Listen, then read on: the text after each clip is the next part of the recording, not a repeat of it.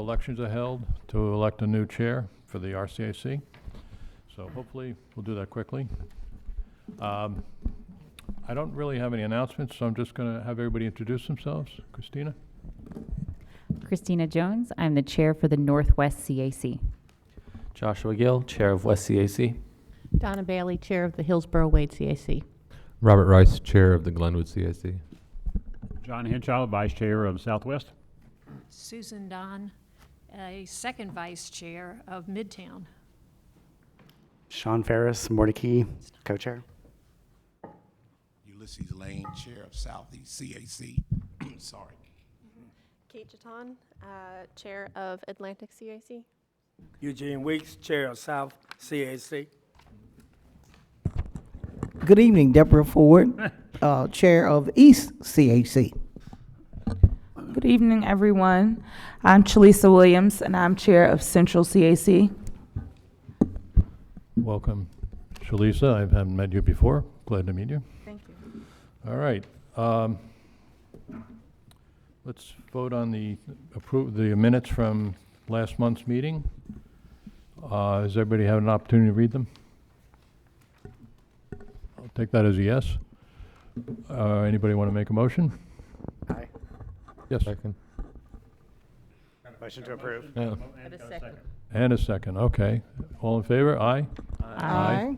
All right. That's carried. Very And that good was the thing. motion to approve, right? Yes. Yeah. Okay. Just checking. All right. Tonight we have John Anagnost. Is that close, John? Mm-hmm. That's it. Okay. From the Planning Department to give us a presentation. All right, good evening. Thank you for having me.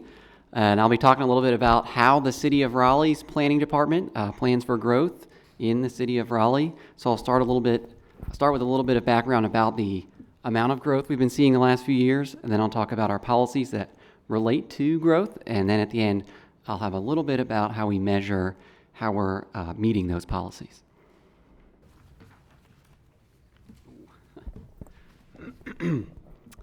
So this is about the last 15 years of growth here in Raleigh.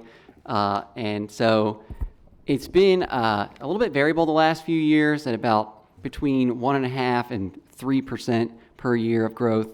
But generally in the 1.5% to 2% range is what's typical for the last 10 years or so. And that's a contrast to basically the 20th century was pretty exponential at 3 to 4% growth per year, particularly after World War II.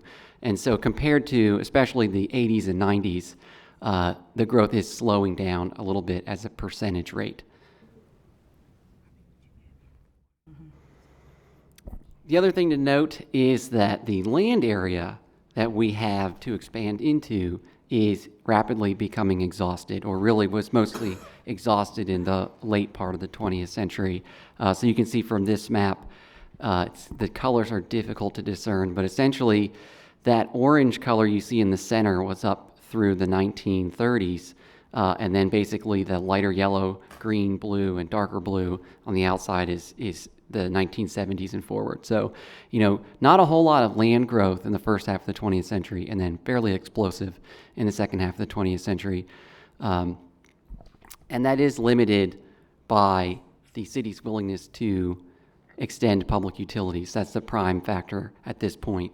It did used to be that the city could involuntarily annex large pieces of land against or without the consent of the landowners, and that was changed with a state law in about 2010.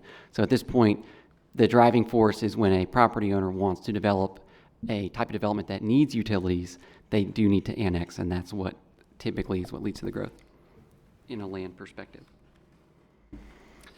So when you put those two things together, the fact that we had rapid growth, but also rapid expansion of our land area, the actual density of Raleigh, with the exception of the Depression and World War II, was pretty stable for a lot of the 20th century, but generally declining as we had more of a suburban style of development as compared to the pre-World War II, more urban and closer to the center city focused development.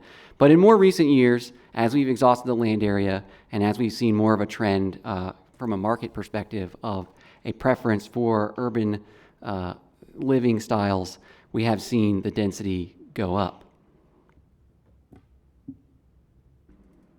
And just as a comparison, our density is similar to, say, Atlanta, Austin, or Charlotte. All four of those cities are in a similar range of density. So this is a projection of population into the future. And so the red line is if you took, remember I talked about that kind of exponential curve from the 20th century, that 3 and 4% growth per year.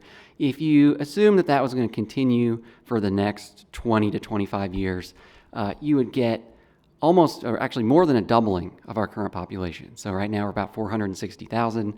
And if that rate of growth continued, we'd be up to almost 1 million for Raleigh alone by 2045. And that's not what we're expecting to happen. As I mentioned, we're running out of land. Also, the land that we do have is being urbanized fairly rapidly. And so this projection comes from the Capital Area Metropolitan Planning Organization, and they derive their numbers from the State Office of Management and Budget that does population projections for counties at a county scale, and then Campo basically takes those and tries to extrapolate or interpolate what that would be for a municipal scale. And so what they have projected is a bit slower. So looking 25 years from now, more of about a 50% increase in population. So still significant, but not on that same exponential trajectory. So that brings us to the question of, where do 200,000 new people go in the next 25 years or 20 years? And so that's kind of the charge of the planning department, to think about not just population growth, but what is the quality of life and how do people in Raleigh define quality of life in terms of the amenities that are provided by their municipal government, the infrastructure they're accustomed to, and their ability to enjoy residing and working and shopping in the city where they live. And so we work with other departments in the city government to track some of these trends and then to think about what is the way that we can maintain the quality of life and continue to monitor how citizens define quality of life as that evolves with new generations and new social preferences. All right, so in doing that, we use what's called a comprehensive plan, which I'm sure many of you are familiar with. It's a huge set of policies that say not just what types of land development should take place, but where new roads should go, what type of infrastructure we should be investing in terms of public utilities, stormwater, how we should preserve open space, and how we can promote arts, culture, preserve our historic resources, and on and on. It's pretty, as the name says, comprehensive. And those ideas come from the community and are must be adopted by the city council. So that is a democratic process. So the vision themes in the comprehensive plan are listed here. I'm not going to read them out for you, but really just covering the things I just mentioned: infrastructure, quality of life, culture, economy. So once we have this set of policies that's been vetted by the community and adopted by the city council, how does that actually get implemented? And so, what we're going to talk a lot about tonight is land use policy that guides zoning decisions and the development of land and the provision of roads. But really, there's a lot more in the comprehensive plan than just that.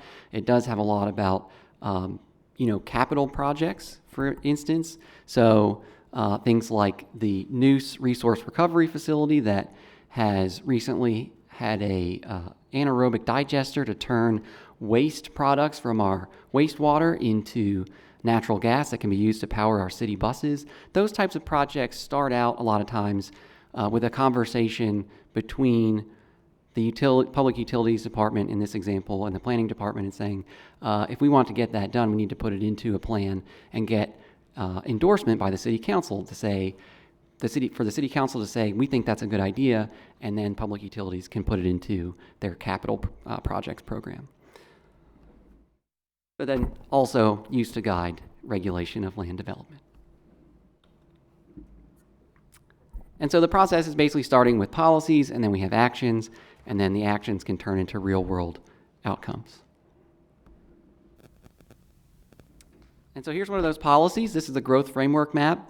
I would guess that many of you have seen the urban form map, which is what has things like transit emphasis corridors, urban growth centers. So this is kind of the map before the map, in the sense that this is a concept map that does not have actual policy weight in the sense that it is used to evaluate zoning decisions, but it really lays out how the city thinks about the future of urban areas and transportation investments.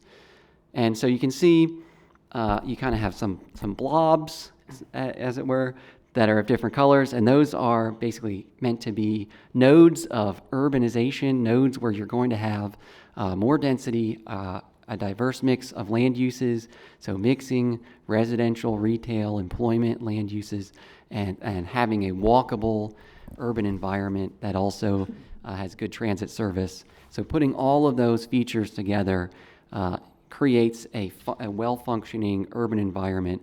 And, you know, those things are good, but we also know that there's only so much of that you really need, and that those things work together when they're concentrated in one place. And that in other locations, you don't need to urbanize. You really need to focus the infrastructure and focus the density in certain places for it to truly be functional. Otherwise, you end up with the evil sprawl that we all are aware of. So that's kind of what this is thinking about, is if we're going to focus, where are we going to focus that?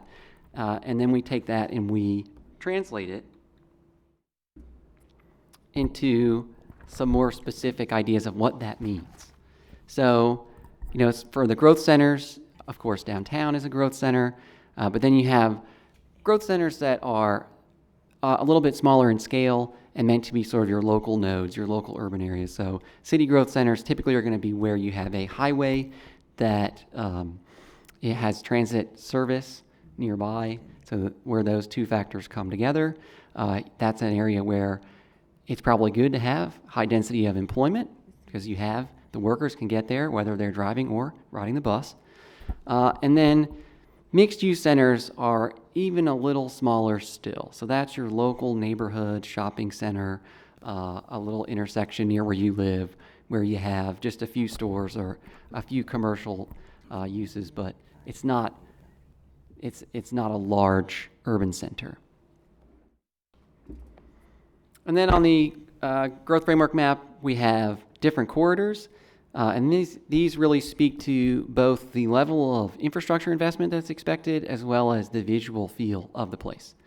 And so Parkway on the right is meant to be in our kind of outer areas that are more suburban in character.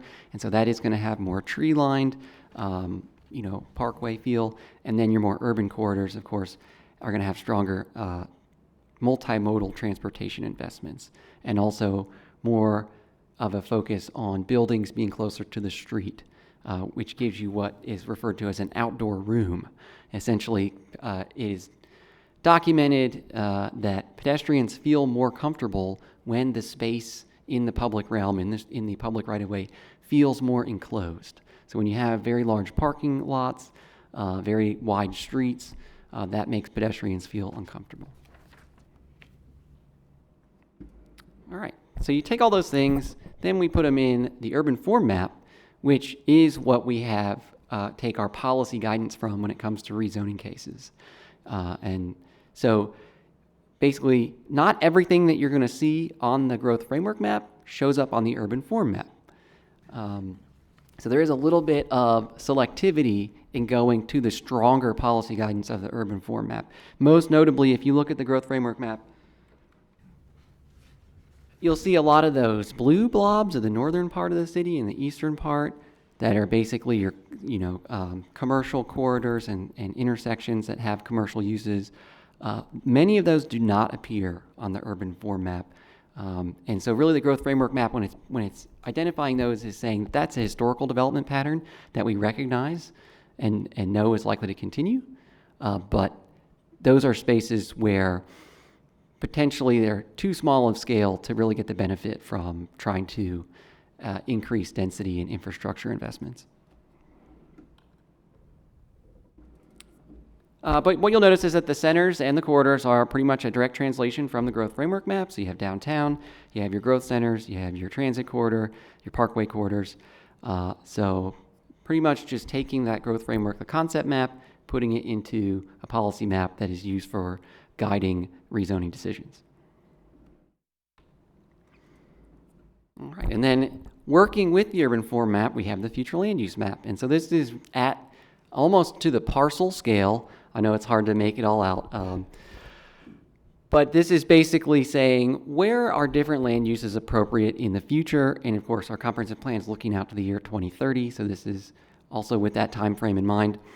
And so it does match pretty closely if you compare this with the urban form map. The light yellow is low density residential. So that's going to be your neighborhoods, your subdivisions. And then the red and blue is retail and office, and then you have purple is the industrial. And so you can see the non-residential uses and the higher density residential is focused around those centers, those corridors that are identified on the growth framework map and the urban form map. So this map, as with the growth framework map, also recognizing the historical growth pattern. We're not going to try to totally reverse 200 years plus of history of people living and building in Raleigh. And so it's more of a nudging in a direction that is strategic and proactive, but still maintaining the historic pattern.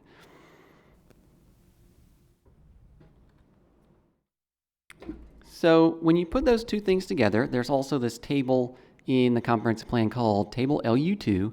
And so what it says is the future land use map has designations that say what types of land uses would be appropriate. So is it okay to have apartments? Is it okay to have office buildings? Okay to have retail or car repair shops or self-service storage, all those things. But it does have some height guidance for those future land use map designations, but this table really solidifies that height guidance and says, okay, for each of those designations and in relation to the urban form map, what is the appropriate amount of height? And so when you see here at the top of this table, core or transit, that's referring to those centers and transit emphasis corridors on the urban form map. So when you are in the middle of one of those centers or directly adjacent to one of those transit emphasis corridors, then we do have a policy that says you should be thinking about potentially a taller height, greater density to capitalize on the fact that that's already an urban area. It's known to be an appropriate place for denser growth because that's historically what is there. And so let's focus our investments in those areas. And then as you move away from the centers or core and transit areas, you can still have a little bit more height than is typical, but it's going to come down. And then once you're outside of those areas, then you have on the right side of the table, really 3 and 4 stories is, unless you're in one of those urban form areas, 3 to 4 stories is what we consider the normal height for Raleigh. All right, so you take all those things, those were all policies. Those were saying what should or would be appropriate to happen in the future. But then we take that and we put it into regulations and say, here's what you must do if you are going to build something on your property. And that's through our zoning code and our zoning districts. And so if you compare the zoning map with the future land use map, they're going to look very similar. So once again, you see the light yellow, in the northern part of the city, and then the red and blue along the corridors and in those centers. So just kind of building those layers on top of each other, reinforcing each other to try to encourage that when we do have new development, it is focused in those areas where we are investing in the infrastructure that's going to support it and also derive the benefits from being walkable, pedestrian friendly, having multiple transportation modes available, and having multiple amenities and uses available in close combination. So I talked a little bit before about utilities, and so I want to talk about extraterritorial jurisdiction, because if you note, the zoning map extends beyond the city's actual boundaries. So there's the city limits, and that's, if you live in the city limits, you're going to pay taxes, and you're allowed to vote for city council. If you don't, you cannot do either of those things. Well, you're going to pay county taxes, not city taxes. And so state law does allow us to apply zoning outside of the city limits in an area called the extraterritorial jurisdiction, because those are areas that it can be reasonably expected will annex into the city of Raleigh over time. And particularly for the extraterritorial jurisdiction, it's reasonable that they could annex within the next 10 years or so.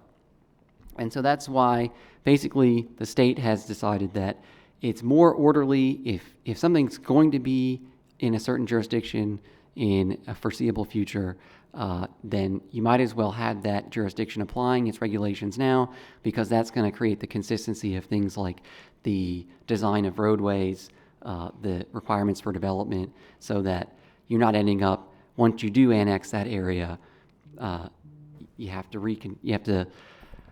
they petition to have their road widened or have sidewalks added, or to improve things up to the standard that the city is now going to apply. And so that's the extraterritorial jurisdiction, as I mentioned before. It really is largely based on whether or not someone wants utilities for their development, whether they ask to be annexed. There's the boundary. And so, as I'm sure you can see, there are a couple of gaps in the city limits that are pretty large between the city limits and the edge of the extraterritorial jurisdiction, particularly the northeast part of Raleigh, so east of Lewisburg Road and north of New Bern Avenue. You can see quite a bit of land out there, and that is a lot of development we're seeing there right now, particularly because the Public Utilities Department extended a new sewer main on the east side of the Neuse River a few years ago, whereas prior to that it had only been on the west side of the Neuse River. And so now that it's on the east side, that opens up a lot of that land on the east side of the river, because once you are capable of physically connecting to the sewer line, then that makes it possible for you to annex and build higher density development than you would be able to otherwise. And so just as a rule of thumb, if you do not have public utility sewer, typically half an acre as a single family lot size is going to be your absolute minimum, and typically closer to an acre. So 1 to 2 units per acre. Anything more than that, you're going to have to come into the city. The other thing I'll mention is there's a gap in the southeast part of the city as you're going towards Clayton. There is a study going on right now to look at actually the area beyond that gap. And then the southwest part, you can see south of Tryon Road. That is, the southwest part, south of Tryon, is unlikely to ever be developed at much more than it is now, because that's in the Swift Creek watershed. And so Swift Creek drains into Lake Benson, and Lake Benson is our backup water supply lake.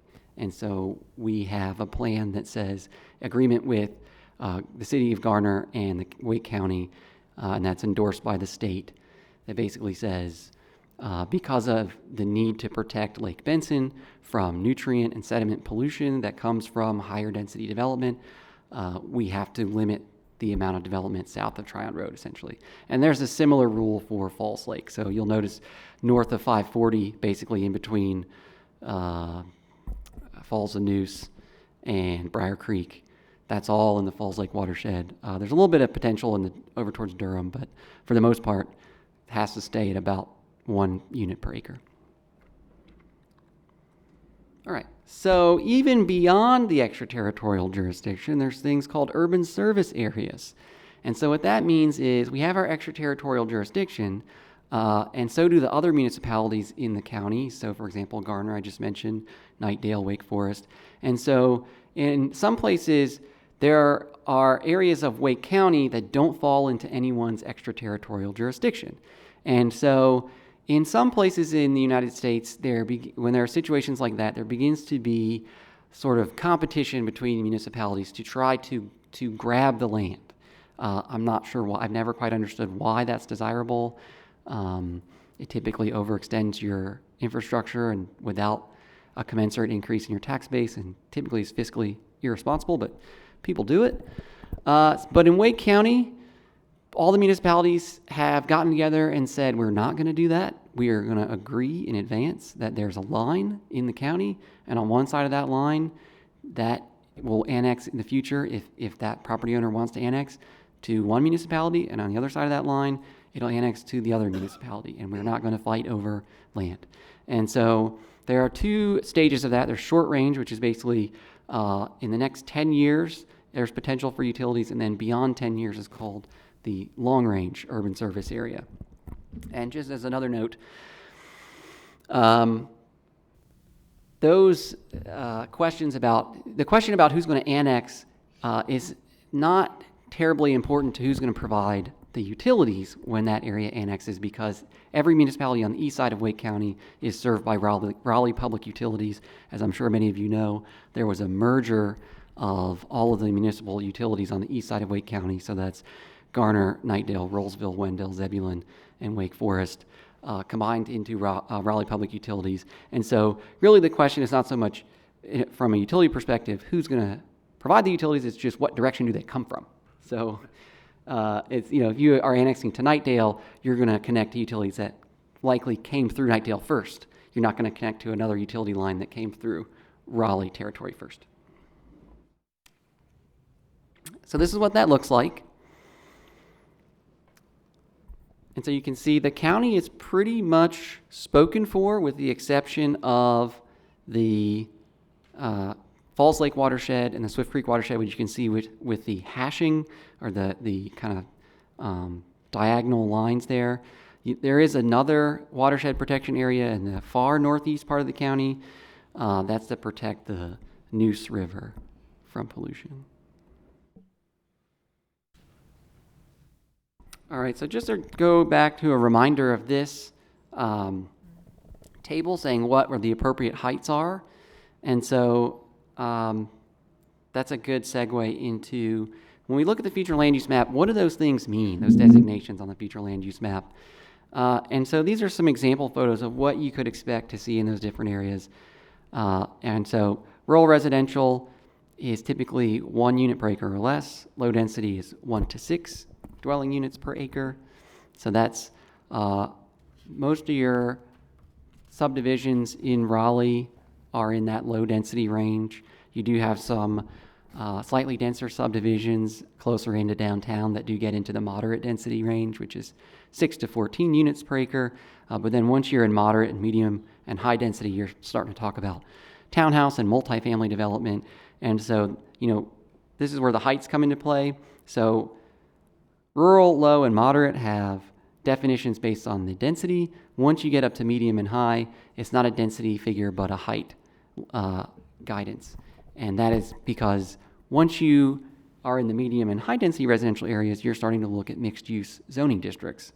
So typically low density and moderate density, you're going to have our residential zoning districts, which are defined by the density that's allowed.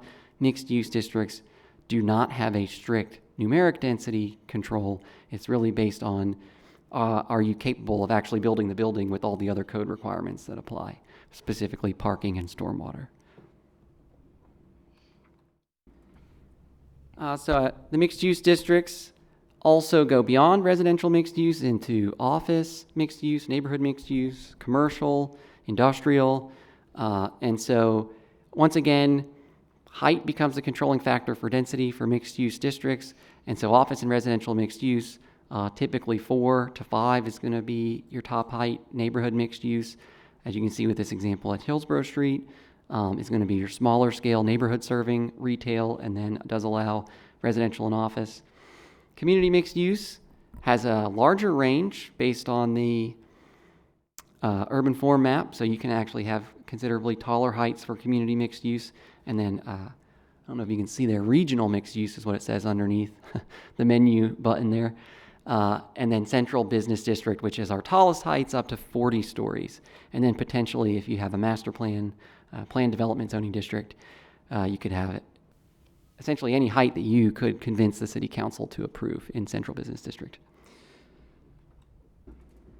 Up to 40 stories, correct? So 40 stories is the largest zoning height that we have built into our zoning code. If you have a planned development district, you are allowed to exceed the restrictions of the zoning code, but it has to be approved by the city council. But yeah, planned development, you can basically you can't write your own zoning code, but you can get relief, as they say, get relaxed, like the code requirements relaxed in your favor. So if someone came in and had a master plan that showed 60, 80-story tall building and had a really good development idea that was high quality and offered a lot of benefits and somehow was going to address where all those cars were going to go, perhaps city council would approve that, and if they did, that would be legal. All right, so aside from residential and mixed-use districts, we do have some, the residential and mixed-use designations on the future land use map, which correspond pretty closely to the residential and mixed-use zoning districts. There are some more specialty designations that have to do with employment. So general industrial translates to our heavy industrial zoning, so that is your factories, utility plants, landfills, really the heavy industry. And then business commercial services is what sometimes is called light industrial, so that could be self-service storage, car dealerships, those kind of things that tend to be fairly large scale but not super active in terms of a people sense. And so those things tend to have, I wouldn't say negative impacts, but abnormal impacts on the urban area.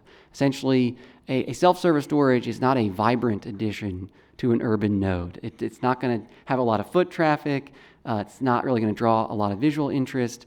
And so, those things we want to say, well, we don't want those concentrated in our urban centers. And then office research and development, there's a couple of these. One in particular is near the PNC Arena in between Trinity Road and Hillsborough Street, so over there west of the veterinary school at NC State. So there are a lot of office buildings out there, and that is, kind of in between downtown Raleigh and Cary, and has historically had a high concentration of large office tenants. And so we like to support that kind of concentration of employment centers that can breed the economic development that the Triangle region is known for. All right, so going back, now that we've kind of reviewed what all that stuff means, you can see how these two maps fit together. And, if you lay them on top of each other, you can see you have downtown, you have the Wake Forest Atlantic Avenue corridor, which is likely to shift in the near future because the previous transit plan that had called for light rail transit along the rail transit along Atlantic Avenue is no more. It's been replaced by the new Wake County Transit Plan, which is calling for bus rapid transit, which is going to be going from downtown on Capitol, New Bern, South Saunders, and Western, and potentially could, in another phase of it, it's not called for yet, but could potentially extend farther north, either on Capitol Boulevard, Six Forks, potentially both. And so I think you'll see that kind of concentration of urban form areas, I can draw it on here for you, here, is probably going to split to more of a this and a this over time. But that will be left to the citizens to decide if they want that. But then, excuse me, kind of just the cardinal directions from downtown are most of your concentrations of urbanization that the city is forecasting and through our policies encouraging.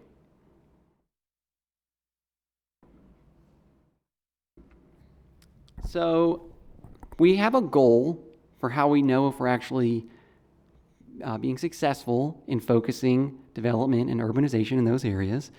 And what we do is each year we measure our building permits, and we see how much of the square footage of permitted development was in those centers and corridors, and how much of it was outside. And the goal is that at least 60% be within those areas defined on the growth framework map.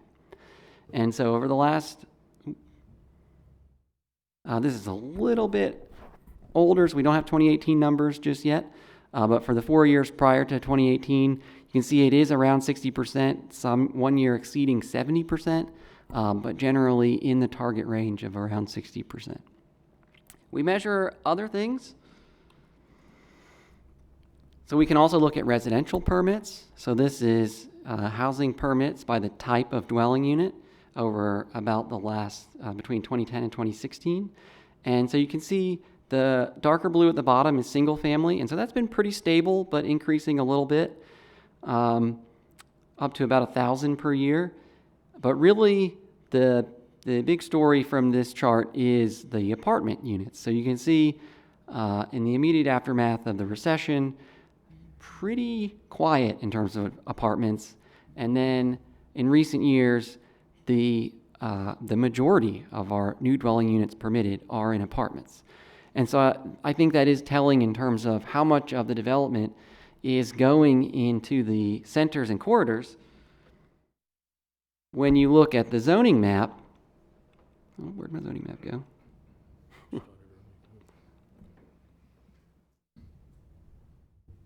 There we go.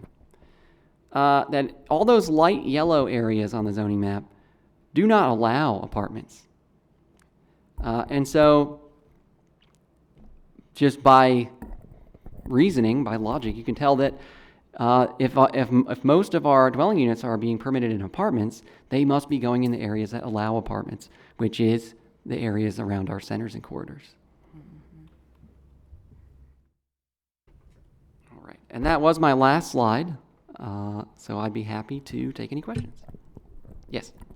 Why does the future land use map not supersede existing zoning, if that's what like the city council has voted to approve? Mm-hmm.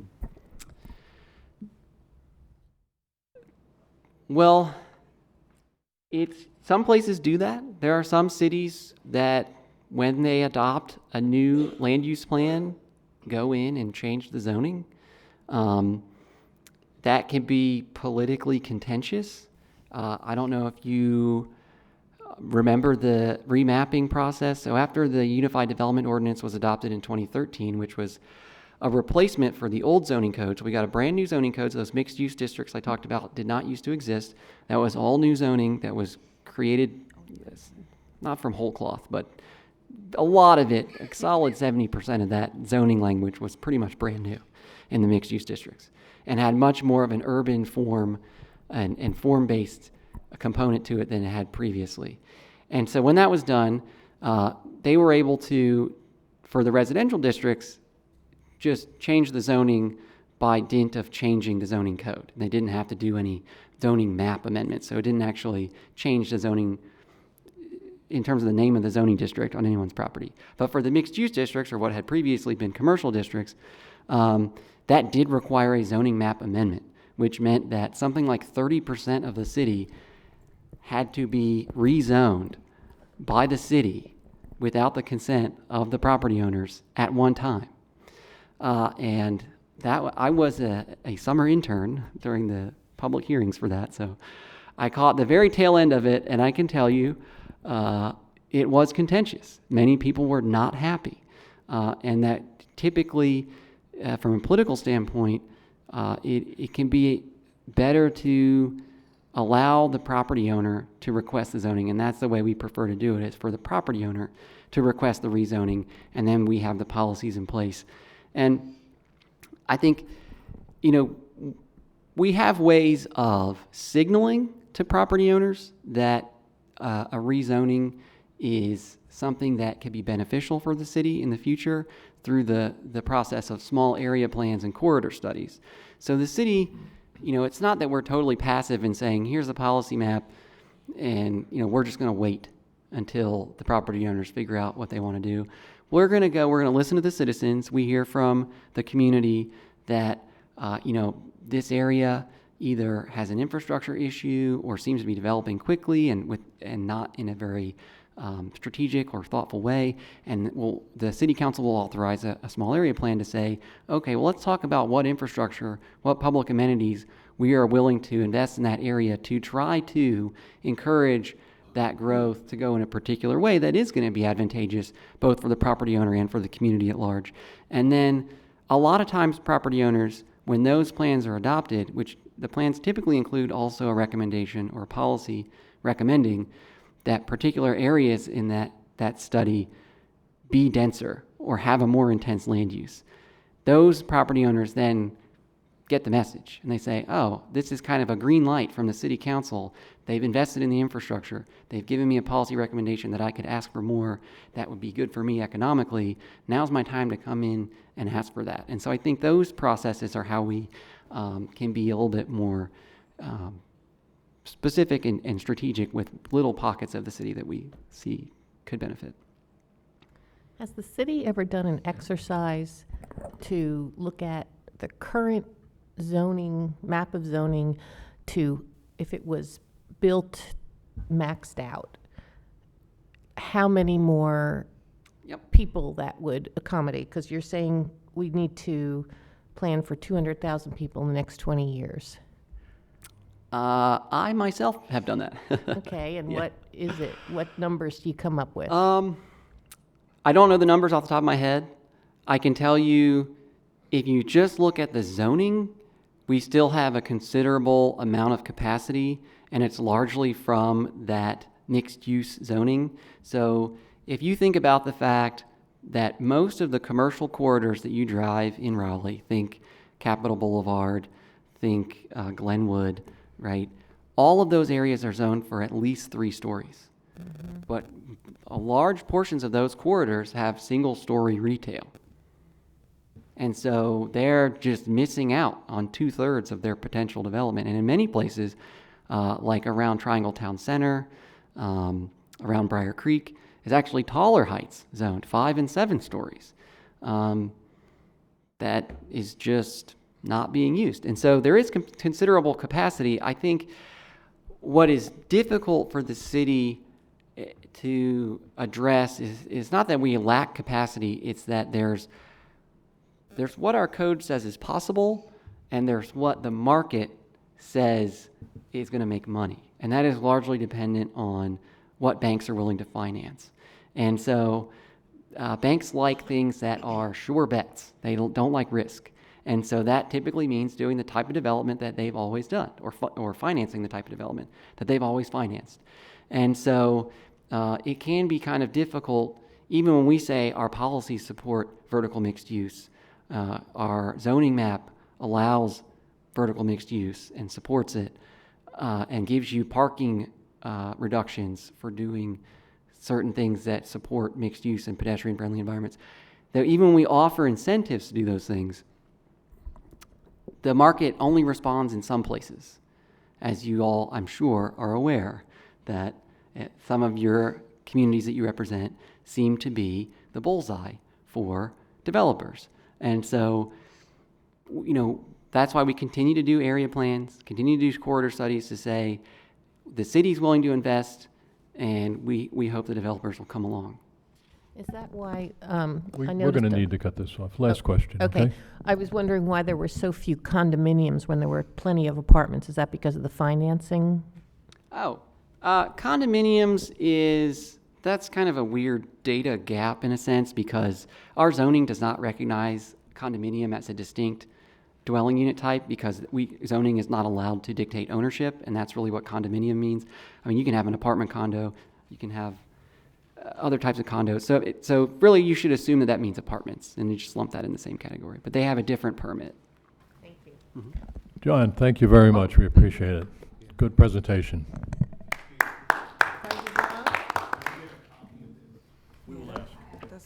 That's good, yeah. Can you send it to me too? Yeah. Okay, thank you. She'll send it. So, next, CAC bylaw amendments. Has everybody had an opportunity? You should have. You've gotten these early enough. You've read them all? Everybody? Bob, you got it? Okay. Susan? Everybody? Okay. So, generally, this is for all 3 instances that we got for requests for changes. When you want to make an amendment to a document, you say, here's what the document says now, and here's what I would like the document to say after it's changed. And some of the ones we got don't really do that. So I think maybe we have a choice. We can say they are what they are, and if they don't fit the right format, then we really have nothing but a down vote, a no vote. Or we could say, you could take them back, rewrite them in a form that actually says, this is what I want it to say in the future. And remember that this document is for all the CACs. All of them. It's not Mordecai, it's not Southeast, it's not Midtown. It represents all of them, and it has to stay with that. It can't change. That was one of the things that the Task Force on Citizen Engagement and the City Council didn't like about CACs back a couple years ago was not uniform, not consistent. People did their own thing. People had elections. Some people don't have elections. People just say, hey, yeah, we'll go that direction without votes. They don't know votes for elected officials in their CACs. That all has changed, and we need it to stay changed. So I'm looking for help from everybody here. What should we do? Do we say, go back, rewrite them, and come back? Donna? No, I would like to try and just discuss the ones that have been sent in so far, and then they can be changed for the proper wording. Okay. Because I think That's fine. I'm getting there. Yeah. I would like to do that too. So I think the people who are bringing them forward should speak. Well, And I would Sean, say, first. sure, I would say we highlighted the changes or the amendments. We consider our CAC the base, and we just want to augment and to put our own spin style on things. So, But we have standing. I understand that that's not what it is. I understand, but we were not given any kind of criteria for the said rules or text change amendments. Okay. So I'm telling Go you our back process. a little further to last year when we had the vote. We had the discussions, we had the Which votes. was quite a forceful, shoving hang on, of, just- of a sorry. vote. Just for my own edification, when was that? When it started, Right, yeah, because I'm still new. I'm just hit the 1 year mark. I'm trying to figure out what was before that. or- earlier than a year ago, we started the bylaw committee, and last summer, still worked on it until the fall, and we voted on it in November. Is that right? I remember November. voting on the bylaw specifically. I mean, what you're talking about in terms of the contentious back and forth. I'm trying to figure out if that was before my time or not. I'm sorry, I don't Well, understand. that went on for at least 6 to 8 months, Okay, that so discussion. I would have missed that then. Okay. Okay, why don't you keep I'm- going? Again, we have the base. We've just added our specific things which help us run our CAC. So we're hoping that you can take that into consideration and we can talk about them. I'm happy to be that representative. But our CAC voted on all these points. So I think we deserve the right for them to be walked through. So do you want to go line by line, or how do you want to do it? Can I get a point of clarification before we do this? Is it my understanding that for those of us who choose to use the RCAC bylaws, but if somebody doesn't want to go exactly by the RCA bylaws, for example, Mordecai, and if we vote to approve that they'll have like modified bylaws just for them, for their CAC? In my view, what we decided last year was no, that everybody has to have the same bylaws. Okay. Well, that's Can I your ask a view. I wouldn't question? say it's the group here. Can I ask Go a ahead, Shirley. question? So are we coming together as a group to agree on specific things that pertains to our CAC? Because I'm confused. Okay, so. I understand, we're trying to make them changed for every CAC in the whole, but what I'm asking is, are we supposed to be discussing what specifics that we want included in these bylaws for all of the CACs? Only the amendments that have been proposed. The changes? Right. Okay. Yep. Question down here. No, Yeah. well, let Sean get started. I mean, I was just going to say, we wanted just to augment our CAC rules. So that was why we proposed these changes. We're giving them to us to talk about. That's all I have to say. But Robert. If I may. So it's my understanding, and please correct me if I'm wrong, that we have the RCAC bylaws, which are over here, And then we have a standard form of bylaws for the CACs, which we've all agreed to and voted on, end of story. The point of this exercise tonight is for the individual CACs to propose amendments to their own specific bylaws, provided that they're not in conflict with the base. No. Then why are we having a discussion on proposed amendments to the bylaws? There are proposed amendments to the bylaws that would be for every CAC. That was not my understanding. That for was this. not what was the task set before. Right, and and that's now you're not- changing the Hold you're on, changing hold the on, rules. hold on. It's just- That is not the way it's presented. These are very specific. I know, that's what he asked for, but how can you do that when we're supposed to have uniform bylaws? Who says? We said, as a group, And we are we adopted proposing our uniform changes. bylaws for everybody. Even though there were negative votes on that, that's what we agreed to.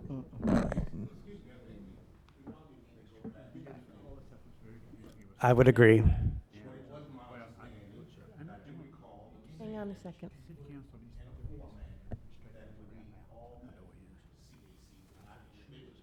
I may not, in the one for Southeast, we did not get all the language the way you might want it. You can go back and do that. But the purpose of that, for the Southeast, was to have a mechanism, if your elections were held in an off year, that you had some options. If you held in an off year, like ours would be held this year, but we're assigned to a next year. So we wanted, it should be, a CAC that's caught in that type of situation should be able to have some options, and that's what these were, that the Southeast CAC goes down. So not just for Southeast, but any CAC that comes in an off year, they can take that option of extending their, what I wrote here, when you can extend your terms, if everybody agrees, and your CAC votes, and then until that next year, then you have your election, or you can hold a special election and do something. So that's what I was trying to do, based on what I understood. And so it wasn't for just the Southeast, even though we were caught in it, this should be so that any CAC that's caught in that situation has that option. And I would suggest that Midtown, with a fairly subtle change in the wording, Right. could go along that same route. I know it was something specific, but it would be something you could say could be adopted by any of the CACs as their practice within the uniformity of CACs. That's a recommendation. I don't know whether we'll accept that or not. I mean, whether the body will accept it. The other CACs could adopt our ways, our process. It works for us. It may work for you. We have a lot of standing committees, and that's what we wanted to ensure that we're put into the bylaws. So, again, I think we need to go back to the minutes and By discuss any standing committees, you can set up committees But they're within part your of our CAC. bylaws. Yeah, I mean, the CAC We have to bylaws run. permit you. We run with and by the bylaws. So, we are trying to. No, I think you have the right within the existing bylaws to set up committees. Again, we are putting our standing committees, we're adding them to the regular bylaws, which you have. We just added our extra 1, 2, 3. But those are only for Mordecai. Again, You that was, specifically say for Mordecai in them. apologies, but that was the task, was to provide our amendments.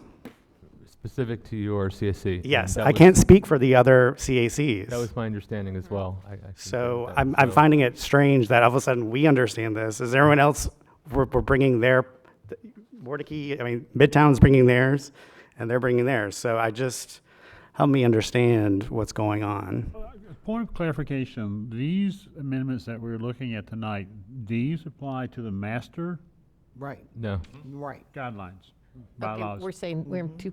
So That's what it's all about. to have the There are two different, specific- two Yeah, different I'm sorry, there are two concepts. different, yeah, you have the master, which is, should be an overriding. Correct. Then So Mordecai, anybody, you take your guidelines that apply to the individual You understand? CACs and adjust those to meet your. Correct. If we put it into the controlling document, then everybody's gonna be subject to it. That's a whole nother.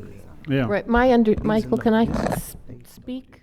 Let's keep it to Um, one conversation, please. Excuse us. My understanding is we have the master, all CACs until otherwise voted on are following the master.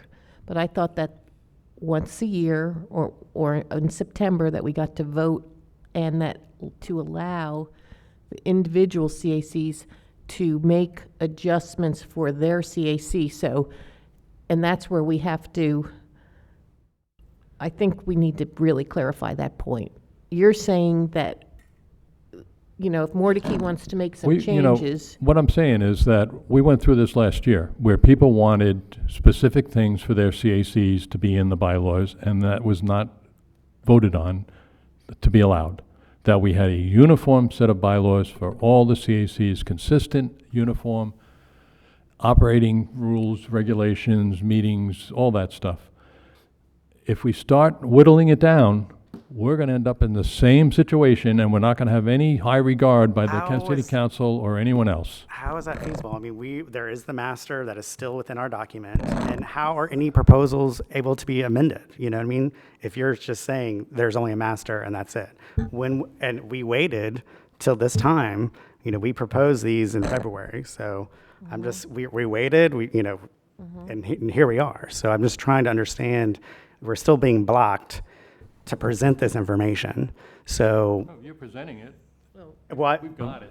Okay, so do you want to go by line, or how do you want to do it? You said you were done.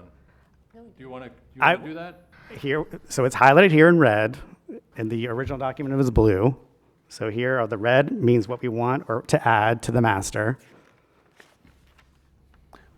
So Go ahead. I will let everybody read it, because I don't need to sit here, because I passed this, and I think in February or January is when I sent this over. So either do we want to vote on it, or what? We're not voting on it today. Okay, then do we need to We're talk voting about on it? We're voting in September. Okay. The 2 months. Does anybody have between- any questions about my proposed bylaws that come from Mordecai?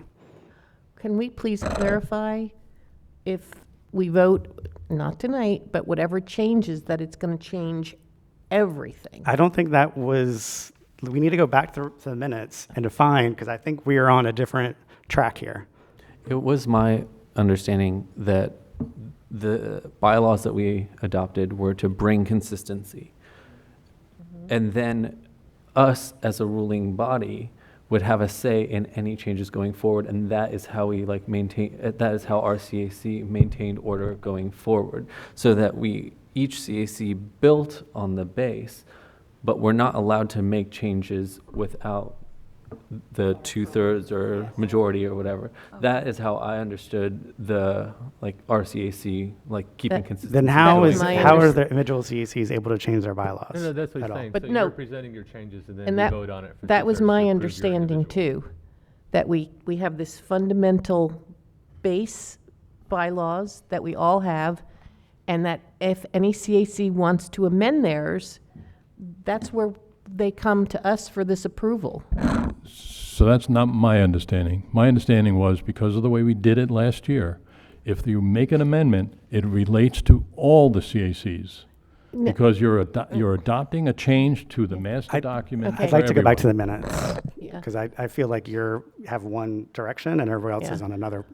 I don't think And- everybody else is. Well, maybe we need to talk, and maybe that's something we need to vote on too. Ulysses? I requested that we do something now before we have to vote to clear this up. We couldn't do this in September, but we'd be ready to vote. Right. The thing that I think we gotta look at is the approach, because what we're talking about is consistency. And I think what they're talking about is specifics. Now, how do they maintain their specifics and just give them some good guidelines? Do we approve that, but as an attachment to for them, not specifics in the general document? Sure. I mean, You see so we have to look at the approach, but we're saying we want a general document, and if you want to have an attachment for Mordecai, that's for Mordecai.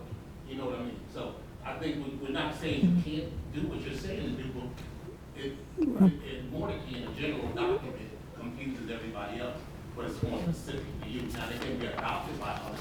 if Sure. they Like some things in it. Right. But so I think we just need to look at what we started out doing and try to stay on track of that, as best we can. Because I can see, we've lost some discussion here. That's why I say we gotta go back to the minutes and say what we said, because I wanna deal with the facts. And that's where we at. And it did cause some confusion. When I wrote it, I did hear somebody say, put it in a format that would go in the general document, which I didn't do all the detail, but that's what I attempted to do. So if somebody came in an off year, it would not just be for us, anyone would have those options. So that's the way I looked at that. Michael? For example, For instance, Sean, if you think about it, where you're talking about your meetings in the summer, you don't have one this month, and you have some holiday another month, you could write that in such a fashion that it could be for everybody. Right, but You know everybody what- may not want that, which is Pardon me? why, everybody may not want that, which is why we have a core. Right, but if you make it so it's a potential, instead of saying, for Mordecai, this is the way I'm gonna do it, just say, each CAC has the option of blank, blank, blank. Then it's a master That was document. not how we were told to bring our amendments But don't you for- think that makes sense? I'd like to make a motion. This made sense to us, and so please. Not at this time. A recommendation? Yeah, but not a motion. Okay, then I would like to recommend, to offer a motion later, that we allow individual CACs to amend their bylaws with amendments, provided such amendments are not in material conflict with our bylaws, and with affirmative approval by 2/3 vote of the RCAC with reasonable and timely review and consideration. I agree, Michael. I was on the bylaws committee. And I don't think that was really the intention. Yes, we all agreed, we all had to have the same base bylaws, and we have accomplished that.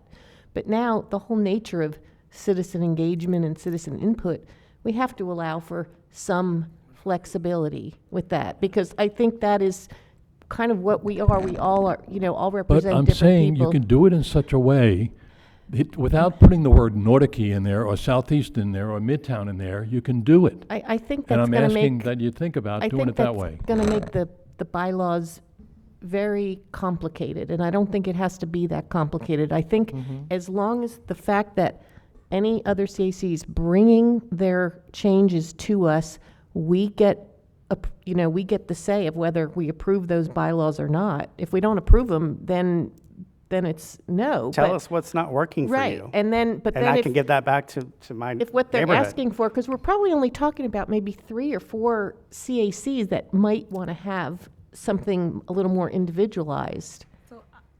I'm still new, so I have to continue to get acclimated. And my meeting is the first Monday of every month.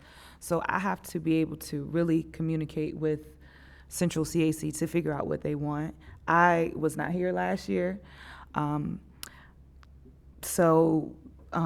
would need the minutes to find out, just so I can have some history, because the past chair is not present in my CAC either. So I just need to be able to be updated so I could have an understanding. And it's not giving me any understanding tonight because everyone isn't on the same accord. On the minutes? Are our minutes on the city website? Thank you.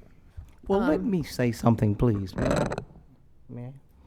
Okay, being pretty much the senior person as far as being on this board, period, when we had RCAC bylaws, period. And then you had, each CAC had bylaws. But each CAC's bylaws had to fit into what the RCAC bylaws. We have our own bylaws from the east, but when we didn't come to the RCAC when we needed to get them amended. We amended them within our meetings with our community and got suggestions from the community. But I thought that the RCAC bylaws were for all CACs to go by and have uniformity. But then the individual CACs would fit in what fit in their CACs. But Deborah, that's not what we did. We did one set of bylaws that was being used by all 18 CACs. Exactly. And I can go back. I can bring you some bylaws way back. Right. We don't But need that. what- So this is- my understanding is, how are we going to amend bylaws in the future for every CAC? I mean, that's really the core issue here is, I understand we want to preserve this kind of master thing, but how are we going to incorporate? We are doing the process that you created. So we want to push these through how can I help you do that today? I mean, we can talk about it more. I forward this, but this other CACs are going to come down the road and they want to update. So, In my view, with a little wordsmithing, well, how most of about these you would work. provide the wordsmith for us, and I can take it back if you feel. But I mean, we just say Mordecai CAC just to keep it clean. I don't think it's out of line at all. But I mean, what issues specifically do you have, Michael, in here that is rubbing you the wrong way? Okay. Or anyone can speak. Yeah, I'm sorry, just for a quick sense, could we ask the room to kind of indicate individually where people are cited for modifying the main bylaws, or if they're in favor of this other one where we've got some individual modifications? I think there's two different sentiments in the room, and maybe just kind of a brief consensus or understanding of where the sentiments lie might be useful. That's a good idea. Let's Okay, go around the room and, let's go Sean, around. what do you, listen. Individual. Wait, I'm starting over here. okay. I'm getting a little confused because the only thing, I think, I'm for individual changes by CACs, but it's some common language. Right. And so that's the only thing. That's the way it that was. We want the CACs to bring, but how do they? But that's why they come here and get a 2/3 vote on their individual, what they're What he said proposing. was common language that Right. could be for all of us. Exactly. When you're, Specific thing that they do. Sure. So that, to me, would be an amendment for them.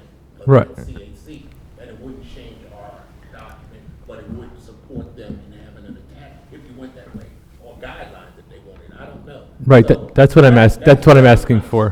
Because we need that document, but we need the flexibility to let CACs, make changes.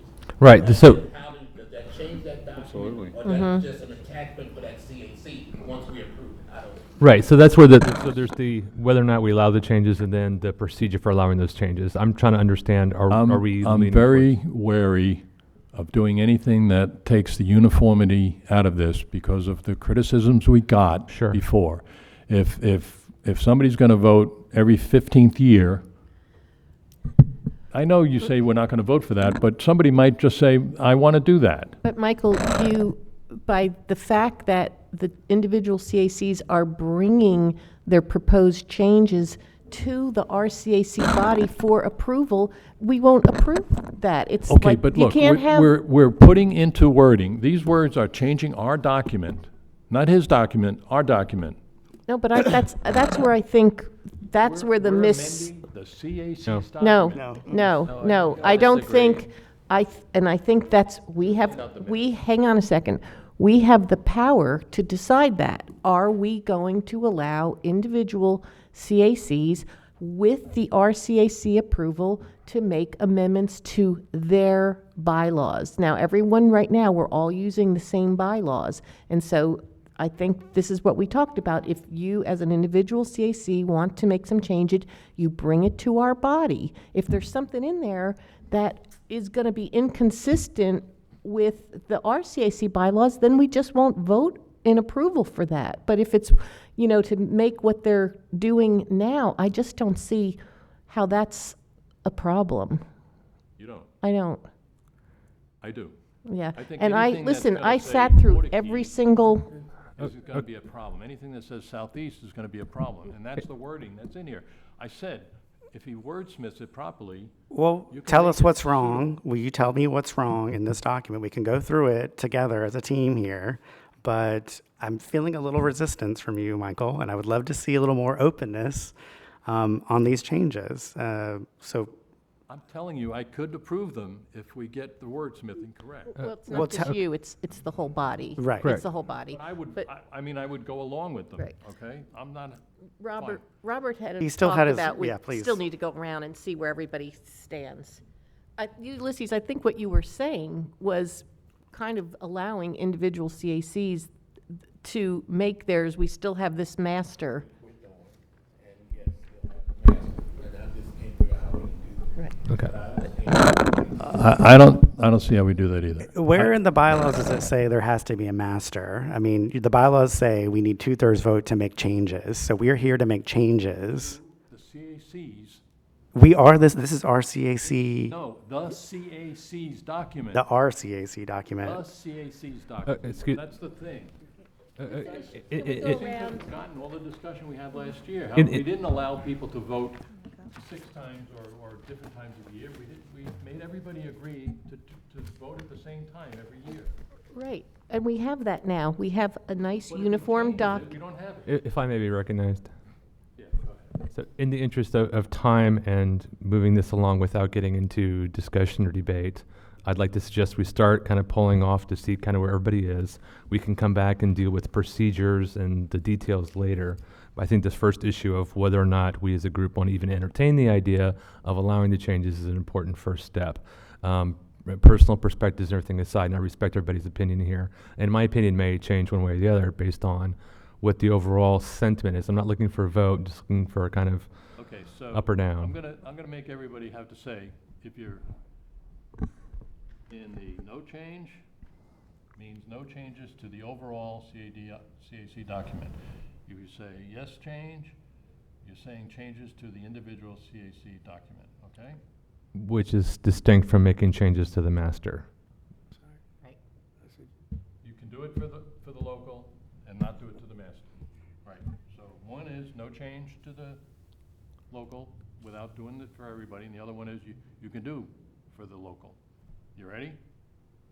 So if we do it for the local and it's approved by us, It's only affecting the local.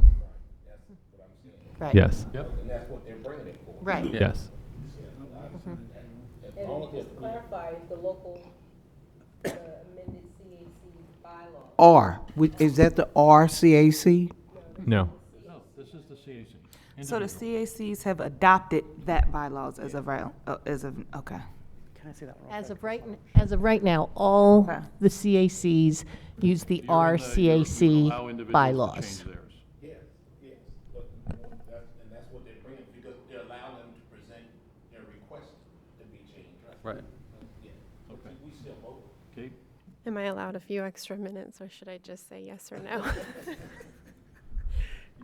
I kind of feel like it would be hard for any outside entity to take us seriously if we don't have consistency, because it's hard to really take seriously something that you don't understand. So I think it's very essential that the CAC laws are a very strong base, but kind of going in line with John's whole talk earlier.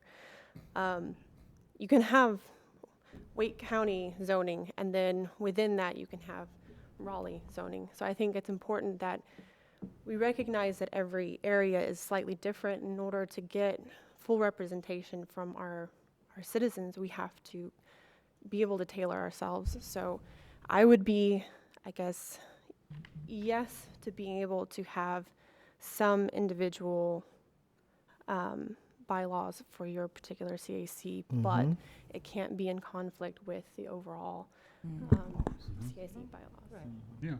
Well, I will say agree. there'll be conflict. I Okay, agree. We're going around. We're going around the table. Eugene? Well, I'm one of those people that came on right after you all approved this thing. And I brought my change to you all and you shot me down back in on September the 19th. And then you came and I told you, we voted, and ours had to do with, you keep talking about consistency. And my only change that I had to do with the election. I got elected in November. And you came in and you said May and June, but my CAC stated we like to stay in November. We have no problem, but I got shot down on that, same way you were getting shot down tonight. But, and you told me I couldn't add nothing, I couldn't change anything. So I think that the CAC should be able to make a change. It's not all about, you keep saying consistent and all. Yeah, we can have consistent, we're already having that. By having our meeting, we all don't agree what month we are going to take off for the summer. So we are doing that in our CAC. Our CAC, they're taking off, we're taking off for the month of April. I mean, I'm sorry, for the next month, the month of August. But then again, I've been confused on this from the beginning, and for some reason, we're not listening to the CACs, and I brought this up when I first got here in July. I brought it up, got shot down on it. I have notes right here. You're talking about minutes, but I have notes about this. Because the chair of the bylaws, which was your CAC chair, is the one that shut me down first. Then vice chair shut me down. So I still think that the CAC should be able to make that. I don't think it's going to be consistent, just like I went back to my CAC and I told them we still like to be at the, yes, you're gonna vote it down because you're gonna get to 2/3. Well, he said, keep ours at November, you said May and June. I don't see a problem with that myself, but I'll leave it just like that. So what is your, You're in the right. so zone. you're saying you want to be able to allow individual changes? CACs, right, yes. Okay, Deborah.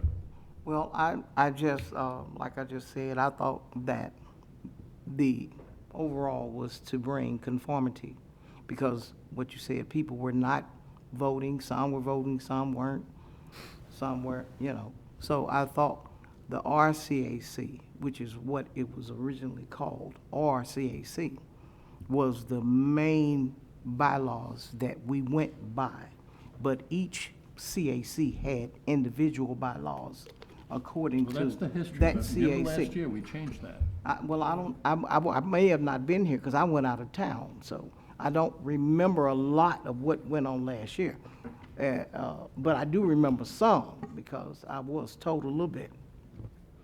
And I'm not talking about that. I'm saying, is it going to be called, why are we still going by RCAC if you're going to call everything CAC? Well, no, we're the RCAC here. Exactly. And the CACs, the individual Right. 18 CACs that get their $1,000 and. Right. I know who we are. I know that. Okay, and they have the second set of bylaws, which we Because, see, approved. we still have our bylaws, even though they're outdated because they've never No, been you put don't- back. The East still has bylaws. You have the bylaws we voted on in November. No, I'm telling you, we have bylaws that we had. So that's what I'm saying. Mordecai, they have their bylaws. That's what they're trying to, The point is that the executive body here exactly. passed CAC bylaws for all the CACs. So By a so vote this, of 9 to 2 or this something. document was supposed to be for all CACs Yes. to completely change. Yes. Got it. I got so many copies of these here. But in this document. No, I got so many, take that back. Our CAC bylaw, and we have the CAC bylaw, two separate things. Exactly, that's what I'm saying now. Right. We have, East has bylaws, and then there was the RCAC bylaws. When did that change? When we made the CAC bylaw. So it's just plain CAC. Now, that's what, right, and then this is why we wanted the CACs to come with recommendations to change. Okay. To the master RCAC bylaws Okay. that we're now all using. Yeah. So where do you fall? Well, I fall that, the individuals.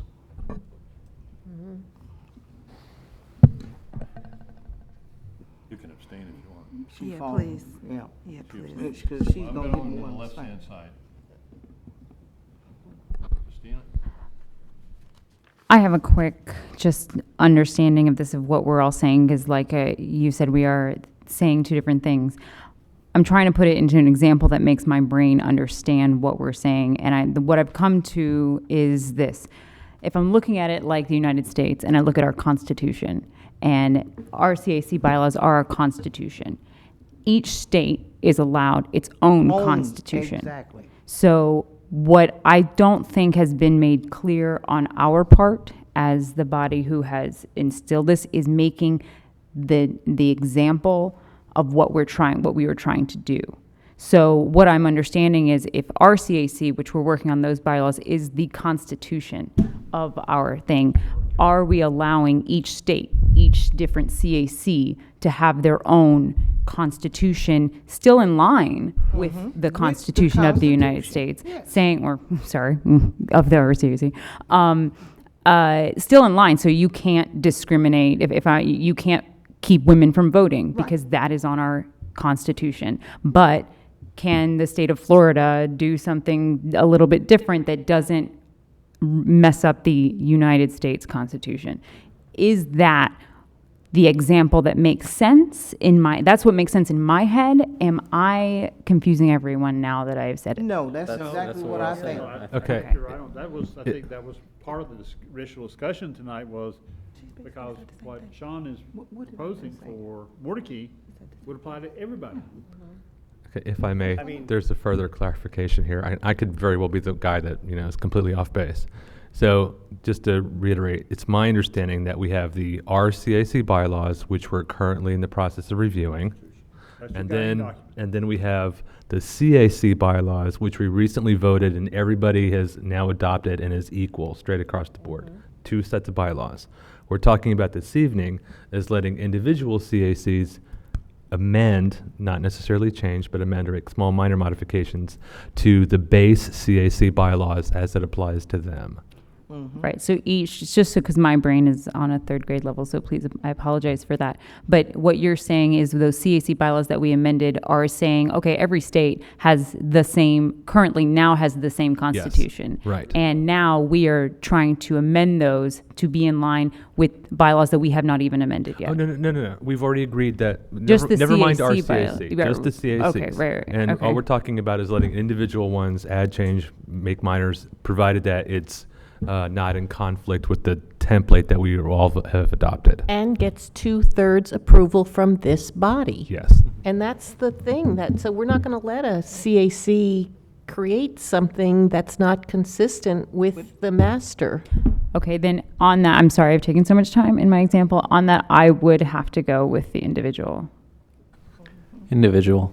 Individual. Individual. Well, that's clear. One of you. Stop there. Well, we have the majority, and I'm going to say this because I think the very first meeting I came to, and I made this comment to Sheila because I was noticing the dynamics in the group, and we're running out of time very quickly, people. And I've said this to our council person for our district.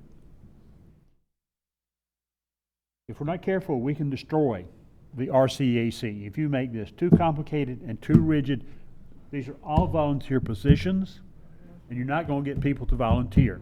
Okay? If you try to beat them up with too many rules, they just won't volunteer.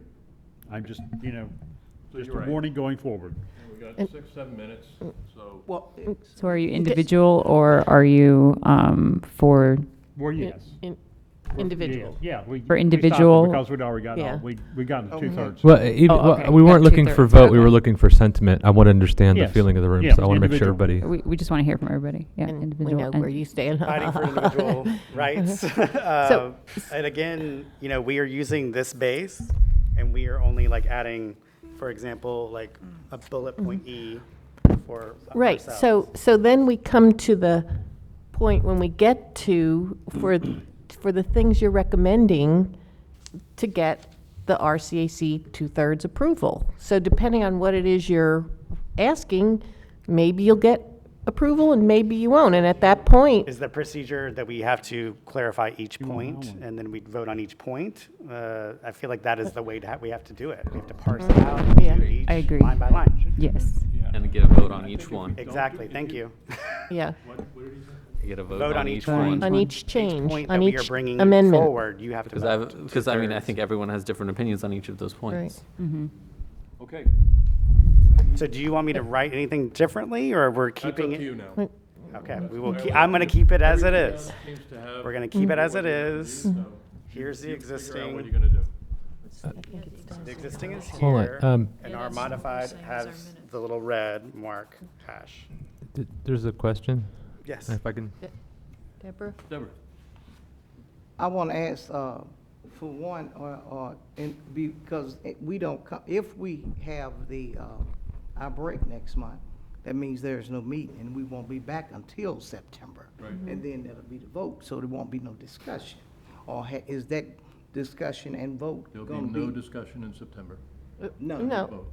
Up and Okay. down vote on each one of the other changes. Now, correct me if I'm wrong, but I was under the understanding that back at the retreat, that we were putting together, like a booklet for all the new people coming in. A guide.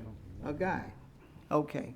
I had this was given to me when I first got here into the position long time ago, years ago. And I felt like it would be really good to put that in that guide. And then I did call. They have been purchased by another company now. It's so old, I guess. And so I called, and this would be something that the are we still the RCAC? Oh, yeah. RCAC could purchase and put it in each guidebook for up and coming people coming into the volunteer position. I'm sorry, I'd like to suggest we table this. I think we're still trying to resolve this other Well, I issue. wanted It's to- getting complicated. Tonight, I wanted to let you all see it and brought it in as a suggestion. Okay, can we It would be something that, review that after everything else or add it to the agenda? Yeah. Part of that is already in the guide. It's already in the guide, yeah. Part of it is, it kind of states what you should do at CAC. But it's in there. Not that whole book, but it's like. no, I know, this, yeah.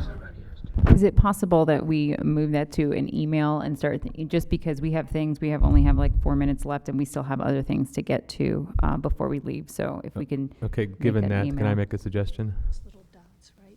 It's this whole thing, right? He's asking if you can make a suggestion.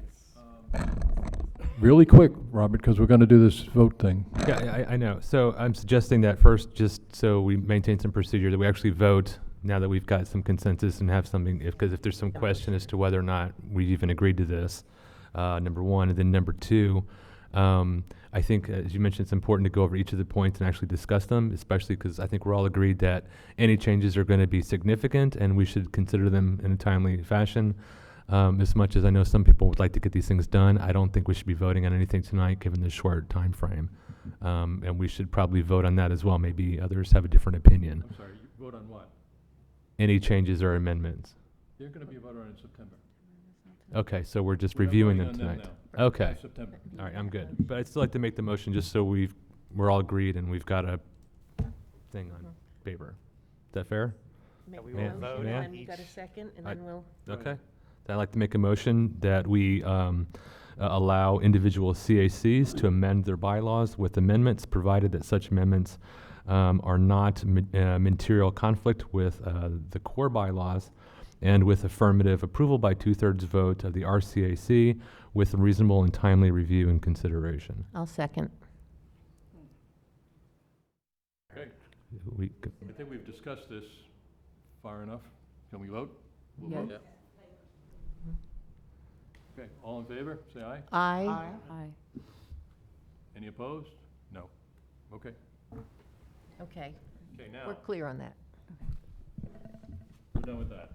Yes, vacant chair position. Funny you should bring that up. So, we formed a nominating committee, and the nominating committee had a few ideas of people who might be qualified for this post for chair. And each of those people declined except for one, and that was Christina. And she really would like this job. I don't know why, but she would. So I'd like somebody to nominate her. I would like to nominate Christina and move that we elect her by acclamation. Well, we need a second. Second.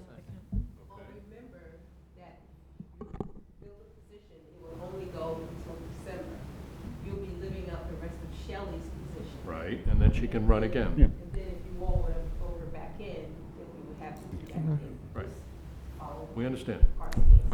All right. is there a speech first? Pardon me? Is there I a have not speech? prepared a speech yet. If you make a speech, I'm going to vote against you. Heard. That's a show of hands for Christina. Okay. it's Unanimous. Very good. Thanks, guys. Thank you. You get to do this in Okay. September. I'm excited. There's one more, look, I'm just going to take the reins right now. For the October we don't have an October meeting, so we will be meeting in September to go over and vote on these bylaw changes. And then October, we have our CAC recognition awards. So over the next month, I know some people do not meet in August, but at our September meeting, we need to have who you are nominating within your CAC for our CAC recognition awards, so that we're including all of our and that we need to be ready to vote. Well, everyone, you'll have to have the vote until in September, be able to tell us who your nominee is. September the 18th. September the 18th. Christina, Yes, I, ma'am.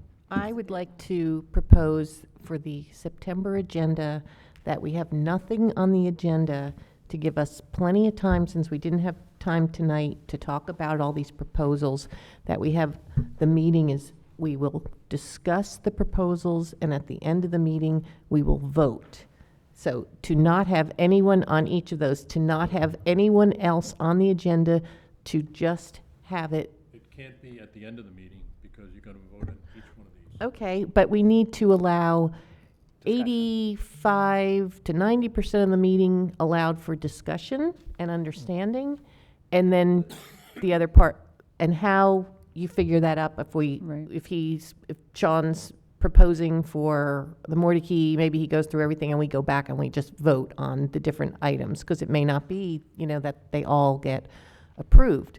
Right. But I just want to make sure we don't Understood. have anything else on the agenda, because this is going to be time. Understood. it's gonna And the take time. agendas will go out as they normally do prior. We can make sure, since we don't meet in August, that the agenda goes out We already earlier. have a commitment from the Dix Park presentation. It's Well, already let's been move it. It's confirmed. not, Yeah. it's I- not that, No. We can't it's do not that timely. I mean, make that Well, in it's up to November. you all. If you don't want Yeah. the presentation, I've already confirmed the person, so if you all Right, don't and we want have that, 2 I months, no so if we can speak out of this meeting in preparation for September's, I would prefer to not have anything else, like she said, so we allot the Okay, amount so of I'll time, since cancel we that. didn't. I'll cancel Thank the you. Dix Park Just I presentation. appreciate it. Yeah, just postpone, it's not canceled. They can come back in November, and when we come back, Now, do you all want to go off-site for this, or do you want to be here to discuss that?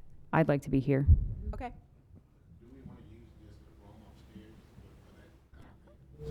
I would like to use this room, especially since we're on RTN. I do want to be transparent and visible to all of our citizens, so I'd prefer to be here. Another question on the neighborhood recognition, Yes, sir. because of, I think they come out kind of late, and really want to get publicity out about them. And maybe a question, do they go out with all the registered neighborhood information about the neighborhood recognition? All the registered neighborhoods with the city, do you send that to them? No. Okay, that's what I want to request, that go out either 2 weeks. Either it just goes out on y'all to all the registered neighborhoods, and here's the recognition award, get in touch with your CAC, follow the guidelines. Or the specialist for our CAC, get it out and help coordinate that. So whichever way is best, I think that document needs to go out to all the registered organizations that they have listed, so that they know this is coming up, so that opportunity for them to get any nominations. I think that's a great idea. My request. 'Cause a lot of In people- regards to that, I know that I have been talking to Sheila about a checklist for next year. I don't know how much of that can happen in the next 2 months. We can definitely see how much. Mm-hmm. Are you asking for us to forward the form to the 300+ registered neighborhoods? But it's up to you all to decide Exactly. All we're doing is. Asking for nominations. Right. Yeah. The recognition award, and here's the criteria. If you have a nomination, it's up to your seats. Yep. So some of us have already voted on them because we don't have a meeting next month. And if you send that out to all of our neighborhoods, they might be like, well, you've already Right. voted on I it. think that that's a great discussion for next year's awards. Because we're in a time crunch, because it's so late, I'm not sure. Okay. I'd like to send it out to the southeast. Yeah. Then that way it don't affect y'all.